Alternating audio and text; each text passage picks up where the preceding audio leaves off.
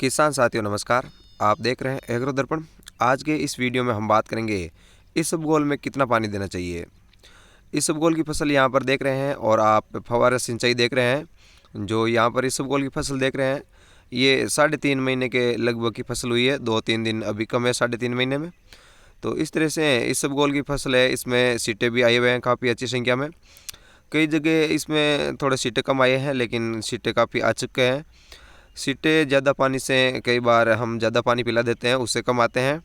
और सीटे पकते समय हमें इसमें सिंचाई भी काफ़ी अच्छी करनी चाहिए, जिससे कि सिंचाई करते समय अच्छी सिंचाई करते हैं तो पकते अच्छे हैं। और इस समय हम देखते हैं गर्मी थोड़ी थोड़ी बढ़ रही है, तो गर्मी बढ़ने के कारण इसमें पानी की मांग भी बढ़ी है। लेकिन सवाल ये है कि इसबगोल में हमें कितना पानी देना चाहिए, कुल कितने पानी देना चाहिए और कितनी देर तक देना चाहिए। तो इसबगोल की फसल है, जैसे पूरी 4.25 महीने की फसल होती है, 4.25 4.5 के लगभग। तो इस पूरी अवधि में हम बात करें तो जैसे पहली बार हम सिंचाई करते हैं फसल उगने के बाद में, तो 1 महीने की जब फसल होती है उस दौरान हम इसमें पहली बार सिंचाई करते हैं। उसके 20-20 दिन के बाद में हमें इसमें पानी देते रहना चाहिए। जैसे अगर 30 दिन की फसल है और हमने पहली बार पानी दिया है तो उसके 20 दिन बाद में यानी 50 दिन के बाद में दूसरी सिंचाई हो जाती है, 70 दिन के बाद में तीसरी सिंचाई हो जाती है और 90 दिन के बाद में चौथी सिंचाई हो जाती है।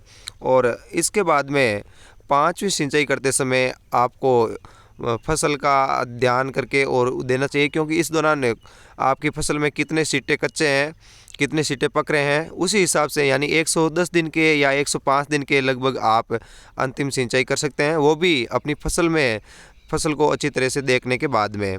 जैसे अभी आप देख रहे हैं ये जो 100 दिन के लगभग की फसल हुई है, लेकिन एक पानी इसमें और निकल सकता है, क्योंकि अभी आप देख रहे हैं फसल कच्ची है और एक भी सीटा है वो पका नहीं है, कच्चे सीटे हैं सारे और अभी सीटे निकल रहे हैं। तो इस हिसाब से आपकी फसल में भी आप कुल कितने पानी दे सकते हैं।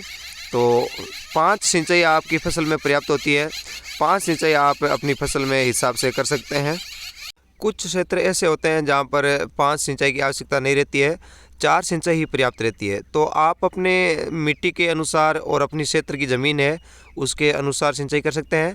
अगर 4 सिंचाई की आवश्यकता तो 4 कर सकते हैं, या 5 या 6 सिंचाई तक भी इसमें करते हैं किसान, तो 6 सिंचाई तक भी कर सकते हैं, वो अपनी ज़मीन के हिसाब से देख लेवे।